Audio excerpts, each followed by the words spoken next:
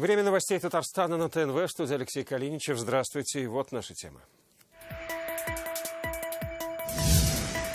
Цифровые технологии и самолеты татарстанского производства. Основная его задача будет это авиахимработы и мониторинг окружающей среды. Как сегодня в Иннополисе открылась конференция «Цифровая индустрия промышленной России», расскажет Салават Мухаммадулян. Владельцы АЗС предупреждают Дмитрия Козака. В этом году, по-моему, не первое подорожание, но, наверное, уже не последнее. Повысятся ли цены на татарстанских заправках, выяснял Сергей Хайдаров. Школы в самом большом селе республики на грани закрытия. После косметического ремонта у нас все равно такая же история. Каждый год повторяется. Почему новокашировцы десятилетиями не могут добиться капремонта? Есть ли шансы спасти здание, разбиралась Филюза Хамидуллина. Новые смыслы красного. Приходишь сюда и сразу вспоминаешь свое детство. Как с одного башмачка началась целая история возвращения в советское время. Вероника Гайнутдинова. Татарстанские самолеты, новые аэродромы, цифровые технологии. Так, сегодня в Иннополисе открылся большой форум по цифровой индустрии. Рустам Минниханов и глава Ростеха Сергей Чемизов дали старт строительству завода по производству самолетов Т-500. Это первое в России сертифицированное воздушное судно для авиахимработ. Когда мы увидим их в небе, о технологиях будущего, из Иннополиса Салават Мухаммадулин. Сегодня в Иннополисе настоящая авиапарковка. Это самолеты малой авиации Т-500. На этой, казалось бы, небольшой воздушной машине можно выполнять авиахимработы, обрабатывать леса, мониторить окружающую среду и даже менять погоду. В общем, это настоящий многофункциональный летательный аппарат. Первый в истории сертифицированный самолет для авиахимработ. Воздушный трактор убийцы кукурузников. Назвать можно как угодно. Главное, собирать его будут в Татарстане. Сегодня Рустам Минниханов и глава корпорации Ростех Сергей Чемизов дали старт строительству специального завода. Этот самолет, он, во-первых, дает огромное количество работы, компонентов для наших российских, татарстанских поставщиков. Это первое. Второе, он все-таки разработан у нас, и как бы основа она делается здесь. Для завода и испытательного аэродрома 313 гектар земли в Иннополисе. И это не случайно. Самолет состоит из композитных материалов. Здесь же планируют разрабатывать различные модификации воздушного судна. Плюс особая экономическая зона. Пока инвестиции примерно 2,5 миллиарда рублей. Запустить производство планируется в 2022 году. Композитный самолет. Он легкий. Грузоподъемность его около 500 килограмм, если это одноместный самолет. Если это будет двухместный, естественно, будет меньше, где-то порядка 150. Как раз об уникальных технологиях говорят на конференции «Цифровая индустрия промышленной России». Блокчейн, виртуальная реальность, робототехника. Будущее страны сегодня можно увидеть в Иннополисе. 5000 делегатов, инвесторы и разработчики новых проектов из-за рубежа и регионов страны. Каждому есть что представить. На пленарном заседании конференции главные темы – большие данные и цифровая экономика. Есть некоторая модель, она удовлетворяет, как мне кажется, базовым критериям. Она очень простая, это модель 3 набегающих волн. Первая волна – это так называемая как раз волна цифровизации и фокус цифровой экономики. Это использование достаточно зрелых технологических решений уже, да, которые готовы, либо почти готовы к внедрению. Дискутировать, искать новые пути и искать партнеров в Иннополисе участники конференции будут еще 2 дня. Результаты этой работы мы должны увидеть уже после 2020 года. Салават Мухаммадуллин, Александр Лобанов, ТНВ, Иннополис. Технологии решают все. На лучших станках свое мастерство в Казани уже 3-й день доказывают участники национального WorldSkills. А для посетителей экскурсии, интерактивные площадки, угощения. Какая атмосфера царит на Казань-Экспо? Глазами зрителей на происходящее взглянула Зарина Ахметова. С этих шаттлов начинается путь на Казань-Экспо. Автобусы, которые доводят до площадок WorldSkills, ходят каждый час. Доехать обещают быстро, всего за 30 минут.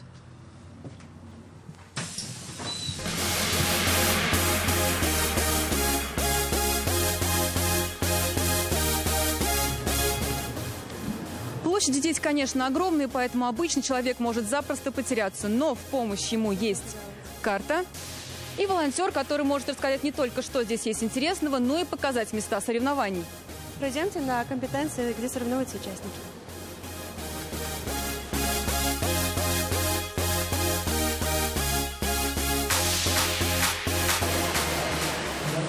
Где-то создают дизайнерские элементы из дерева, а вот там, например, красят и стригут. А вот и одна из самых ароматных компетенций – флористика. Здесь в распоряжении участников около 50 видов цветов. Это и розы, и адсидиумы, и стрелиции. За 2 часа они должны будут создать из них настоящее произведение искусства. Мне интересно заниматься, работать с живым материалом, создавать какие-то необычные вещи. Флористика – это то, чем мы радуем своих близких. Как ваше самочувствие? Хорошо. Грим, как в театре, диагноз по сценарию. Все условия приближены к реальным. Здесь оценивают компетентность медработников. Обращаем большое внимание на правильный алгоритм выполнения всех манипуляций сестринских, чтобы все был полностью соблюден. Ну и, конечно же, на технику общения, на тактику общения. Не только соревнования, но и деловые обсуждения о будущем работающей молодежи за круглым столом представители министерств, крупных организаций и вузов. Правда заключается в том, что грамотный слесарь, фрезеровщик, токарь, для жизни он гораздо важнее, гораздо более нужен, гораздо более востребован, чем недоученный, малограмотный юрист, экономист, социолог, политолог и так далее. Время на Казань-Экспо пролетает незаметно, буквально несколько часов, и уже время обеда. Искать место, где перекусить, посетителям долго не придется. Буквально на 2-м этаже находится кафе, где гости смогут не просто покушать, а попробовать блюда национальной кухни.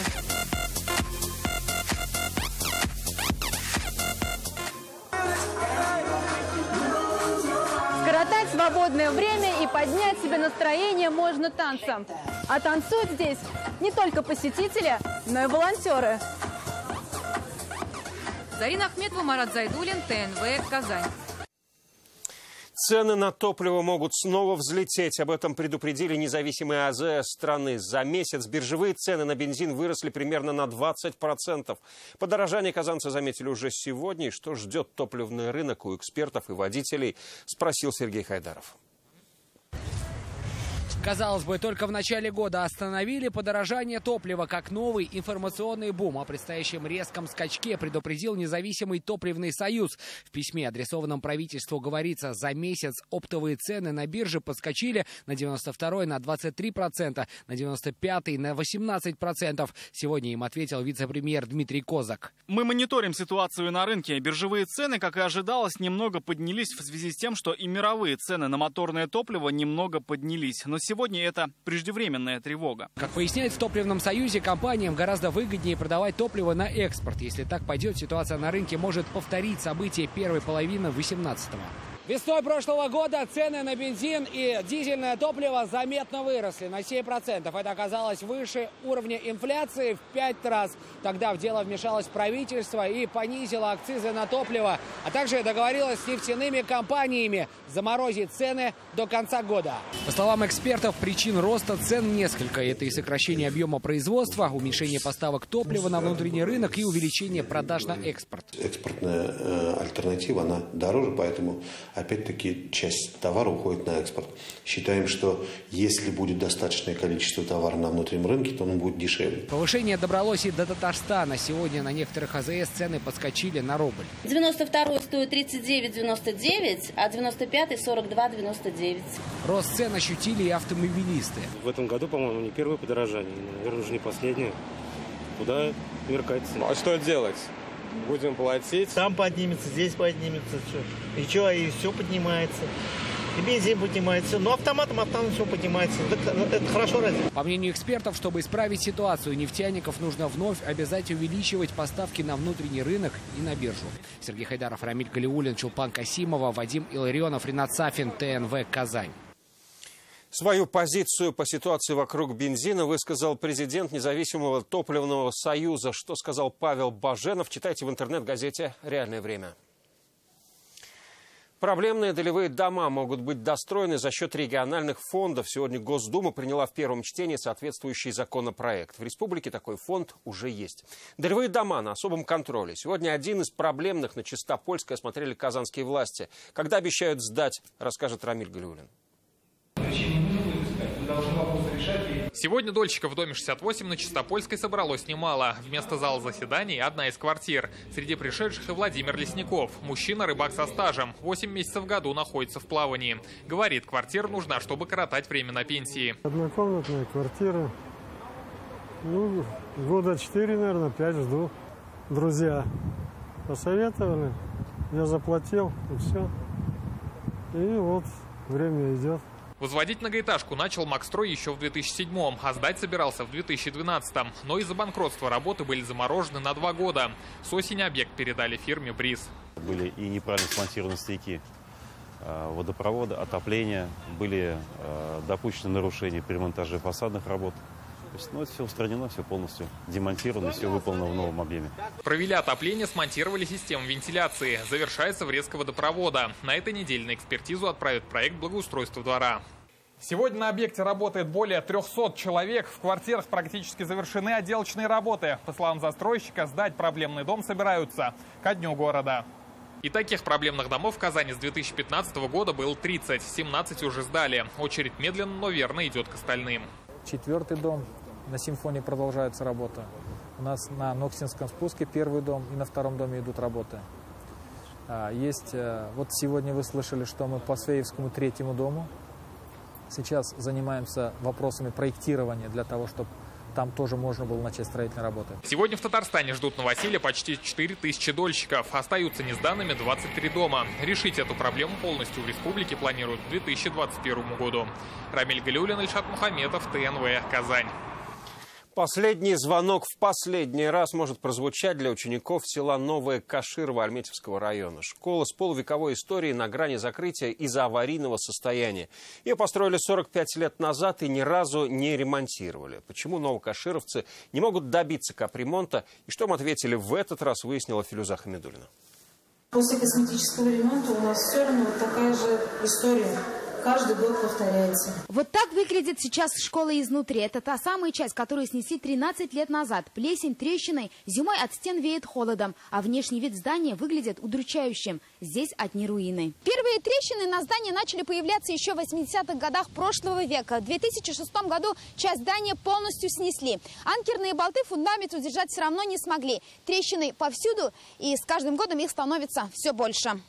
Фундамент уходит, когда вот потепление или похолодание, оно уходит, и оно опять обратно садится на свои места, все садится на свои места. Мы поставили штампик, штампик не двигается пока. Фундамент 45 лет назад залили на просадочный грунт, отсюда и трещины. Капитального ремонта не было ни разу. Они, когда вот износили, обещали новую школу, до сих пор нету. До сих пор школы нету. Никаких условий нет. Спортзала нет, столовой нету. В прошлом году мы уже были здесь. Тогда пообещали найти средства и отремонтировать школу. Но в бюджете не оказалось 200 миллионов. Сейчас родители школьников, а здесь учатся более 100 ребят, в страхе от того, что здание вовсе закроют. Если мы куда-нибудь будем отвозить наших детей и наш учительский коллектив, наш коллектив распадется. Как учительский и как ученический коллектив. После выхода в эфир сюжета по заказу исполкома района сюда приехала комиссия и оценила состояние здания. Предписали, срочно нужно укрепить фундамент. Это порядка 15 миллионов рублей. Если укрепление фундамента будет, еще 40 лет будет стоять наша школа. Вопрос рассматривается, проведены работы, определена стоимость укрепления фундамента. Мы запланировали в этом году укрепить фундамент школы, пока детей переводить в другую школу не планируем. Эту информацию нам подтвердили и в Министерстве образования. Еще сообщили, в ведомстве ждут заявки от района на капремонт этой школы. Филюза Хамидуллина, Нарик Хабибуллин, ТНВ, Альметьевский район. В новый учебный год по новой дороге качественный подъездной путь и парковка появится у школы в одном новом микрорайоне Нижнекамска. До этого здесь была грунтовая дорога, строительство идет по нацпроекту «Безопасные и качественные автодороги». По ней отремонтируют еще 4 улицы города. На все работы уйдет 480 миллионов рублей из федерального бюджета. Кроме строительства дороги, центральной дороги и тротуаров для пешеходов, здесь предусмотрено строительство внутриквартальной дороги с парковочными местами. А это для парковочных места для имеющейся школа, построена школа на 50 автомашин. Как сохранить историю, что можно сделать, чтобы не потерять вековые здания? В Казанском Кремле открылся очень интересный фестиваль «Архитектурное наследие». Он всероссийский. На открытом воздухе 700 специалистов презентуют свои проекты. Историю с продолжением увидел Дмитрий Аринин. Не только проекты, это уже осуществленные проекты. Как рассказывает реставратор из Владивостока, работы не хватает. Городу 159 лет, а исторических объектов федерального и краевого значения более 600. Особняк Лангалетия. Значит, издание 908 года, здание рассыпалось. И насколько было сложно менять 65 тысяч кирпича, чтобы сохранить этот архитектурный облик. В Пермском крае придумали, как на новый лад переделывать строгановские солеварни 16 века. Вместо промышленных объектов получается и музей, и бизнес-центр. Осваиваем традиционные промышленные объекты, как площадки, например, переговорные, как площадки для размещения необычных музейных экспозиций, как площадки для туристических квестов, очень востребованная история. На выставке на множестве стендов показали все, что сделано и может быть сделано в разных городах страны. Казани в этом плане особенно повезло, так как объекты можно увидеть не только на картинках. Стараниями наших архитекторов новый облик и содержание должен получить дворик казанского ТЮЗа. Сегодня форма определяется сценариями поведения человека. Мы расписали матрицу событий по времени, по тем активностям, которые могут быть. Там мы заложили ряд многофункциональных пространств, которые днем могут служить одной функции, а вечером получить совершенно иное прочтение. Поделиться своими идеями и их воплощением на фестиваль приехали более 700 специалистов. Казань и Татарстан являются примерами по сохранению архитектурного наследия. Поэтому мы попытаемся в нашей большой деловой и выставочной программе это всем доказать. Очень важно, чтобы во время обсуждения, принятия решения мы тоже смогли сверить свои часы, понять, на что надо обращать внимание. На фестивале пройдут 5 смотров конкурсов, где определят и лучшие студенческие работы, и деятельность в масштабах целых регионов. Победителей и обладателя гран-при объявят в пятницу. Дмитрий Аринин, Вадим Илларионов, ТНВ, Казань. Пока в самом сердце Казани обсуждали проекты, которые украсят город, в другом конце столицы, в Советском районе, экскаватор крушил Арские казармы. Это здания в Октябрьском городке. Они были построены в начале 20 века. Они стали символами дореволюционной архитектуры. Вот как Казань потеряла кусочек истории.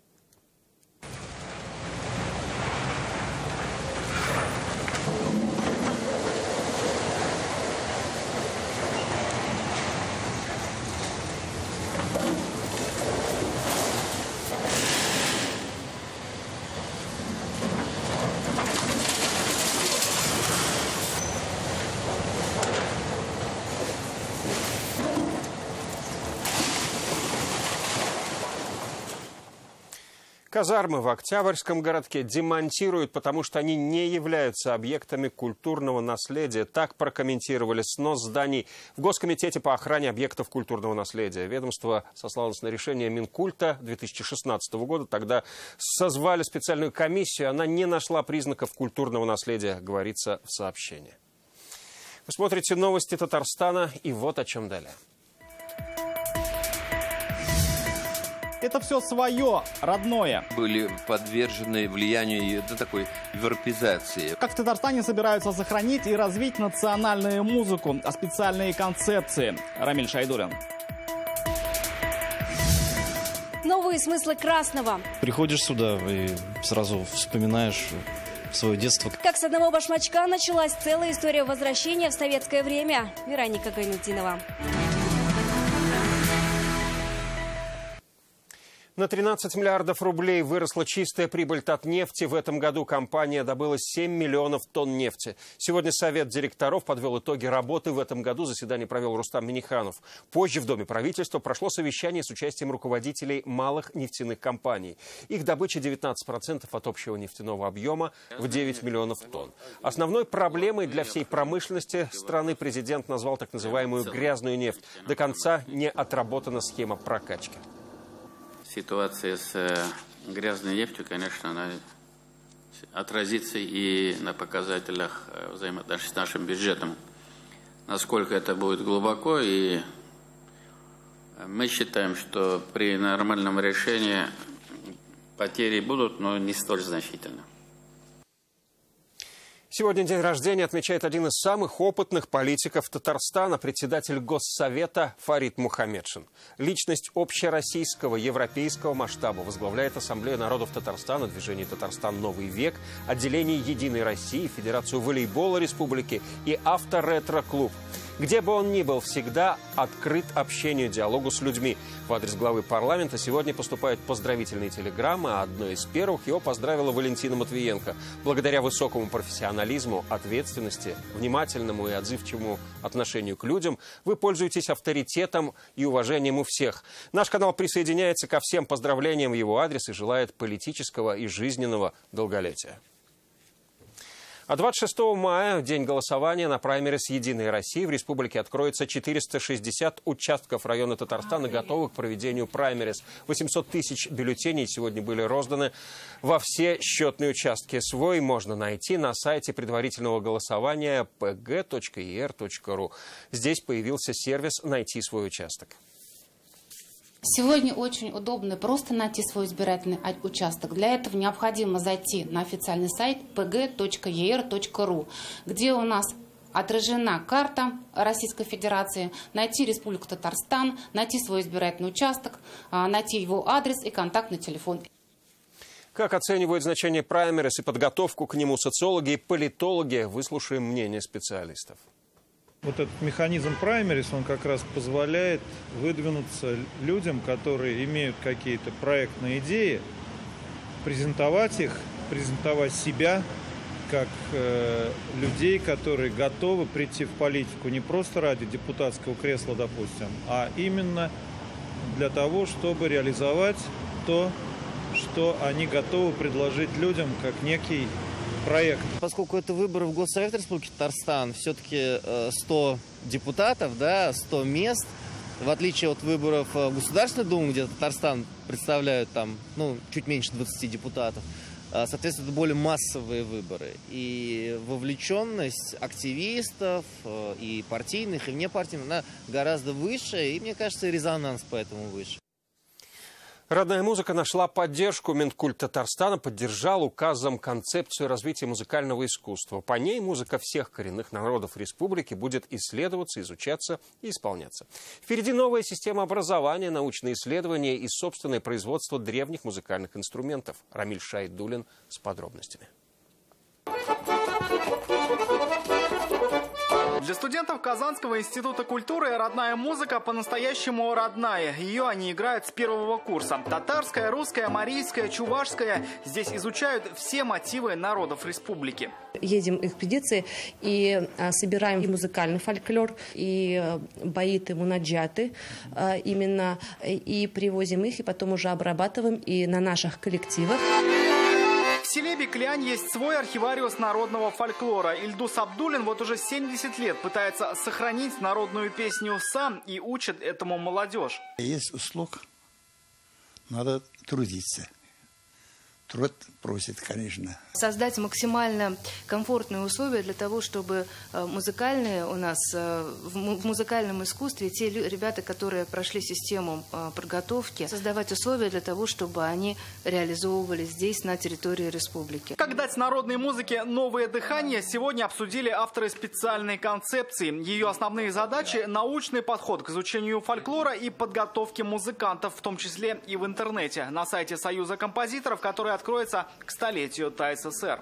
Предлагаем дальше развить этот ресурс, сделать его таким центром татарской цифровой культуры уже в международном масштабе. Ну и, соответственно, в него включить, встроить образовательную платформу. Отдельной строкой национальные музыкальные инструменты. Их готовятся производить прямо в Татарстане. Нужно решить, где и какие. Проблема в том, что сегодня найти такие инструменты, как гусли или думбра, например, крайне сложно. Потому что, во-первых, это ручная работа, а во-вторых, не каждый мастер возьмется за изготовление инструмента, который делали 4-5 веков тому назад.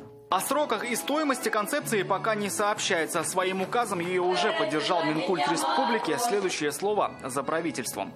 Рамиль Шайдуллин, Данил Филатов, Ильшат Аюпов, Рамиль Закиев, ТНВ, Тукаевский район, Казань.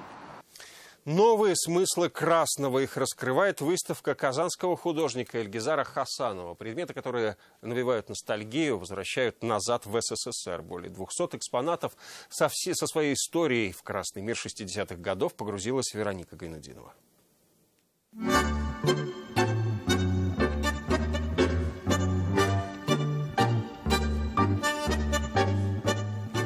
Красный цвет как танго, полный танца и любви. На выставке его значение противоречиво. Здесь больше агрессии и разочарований, цвет страха и стыда. Это инсталляция про детские мечты и страхи.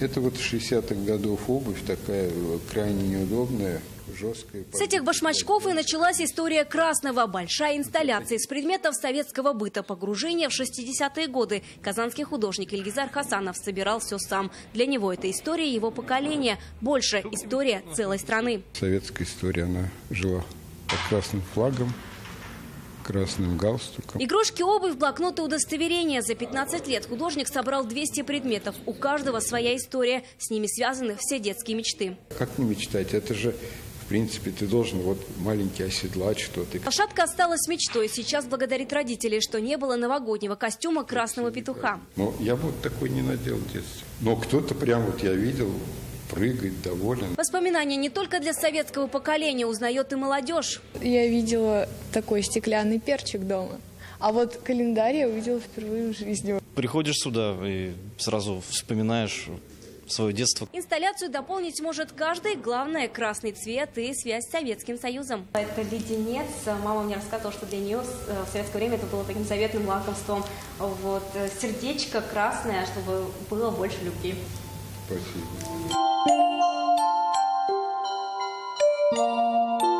Вероника Гайнутдинова, Ильшат Мухаметов, ТНВ, Казань. Пока все. Больше новостей в наших соцсетях, ВКонтакте, Инстаграм. Вечерний эфир продолжит программа «Вызов 112». Сейчас о погоде. Я прощаюсь до следующего выпуска в 21:30. Всего вам доброго.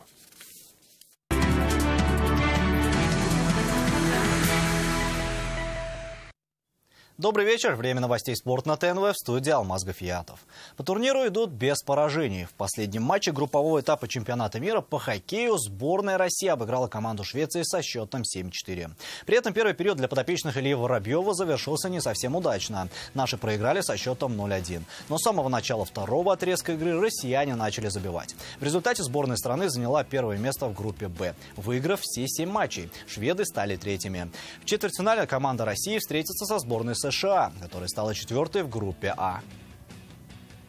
Хорошая игра получилась, и игру где-то первый период не совсем удачно начали, и потом маленько подисправились, и здорово второй период провели.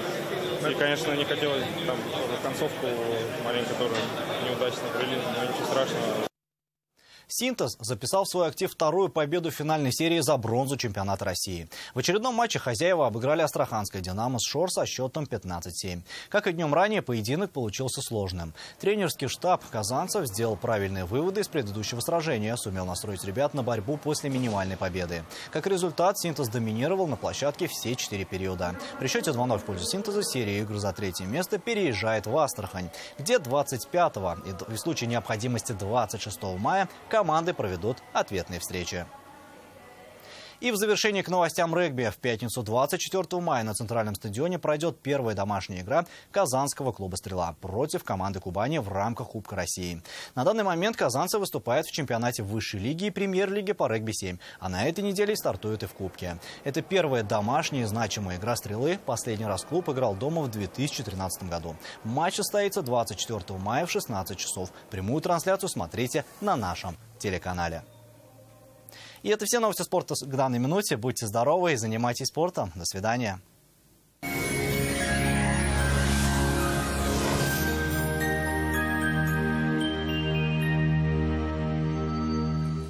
Здравствуйте. О погоде на 23 мая после небольшой информации. Вам нужен шкаф-купе. Качественный, недорогой и по вашим размерам. Данил Мастер исполнит ваше желание. Успейте заказать со скидкой 20%. Danil-master.rf. Телефон 2-167-166. По данным сервиса Яндекс.Погода, на юго-востоке Татарстана температуры стали выше. Столбики термометров покажут плюс 22. Но будет облачно и дождливо. На северо-востоке, Нижнекамске, Набережных Челнах и Елабуге переменная облачность, дождь. и плюс 20. На севере Татарстана, Менделинске, Агрызе, Менделеевске также пройдут дожди. Столбики термометров покажут 16 градусов. На северо-западе, в Варске, в Кукмаре, Балтаси облачная погода с прояснениями, местами дождь и плюс 17. На юго-западе, в Болгаре, в Буинске, Дрожжаном температуры будут высокими, до 22 градусов, переменная облачность, временами с дождем. Для центральных районов 23 мая будет облачным, местами дождь и плюс 20. В последующие дни небо Татарстана прояснится, но будет прохладно. Федеральная сеть медицинских центров «Доктор Ост» лечение самых сложных заболеваний позвоночника и суставов без боли и хирургического вмешательства. За 10 лет в 10 городах России врачами клиники отменено более 10 тысяч операций. Артрит, артроз, остеохондроз. Болезни суставов могут надолго выбить вас из колеи. Выход есть. Современные технологии и эксперты клиники «Доктор Ост» помогут справиться с этими проблемами без боли и операций. Запишитесь в «Доктор Ост». Вы постоянно смотрите в монитор. В глазах песок и жжение. Инновационный комплекс «Оптимаг» защитит сетчатку глаза от вредного излучения. «Оптимаг». Смотри на мир легко. Спонсор прогноза погоды – инновационный комплекс для защиты и улучшения зрения «Оптимаг» от группы компании «Биотек». «Оптимаг» – смотри на мир легко. В Казани ожидается переменная облачность, днем временами дождь. Температура воздуха плюс 17-19. Ветер западный до 5 метров в секунду. Атмосферное давление 745 миллиметров ртутного столба. Влажность воздуха 75%. В магнитном поле Земли без заметных возмущений. Жилой комплекс «Грин» сообщает о старте продаж нового дома. Квартиры от финского застройщика в Советском районе, остановка Академии правосудия. Для новых покупателей специальное предложение. Звоните 233 03 03. ЖК «Грин» приглашает на открытие продаж третьего дома. Вас ждут угощения, развлечения и выгодные предложения. 25 мая в 10 утра на архитектора Гайнудинова, 26. Телефон в Казани 233 03 03.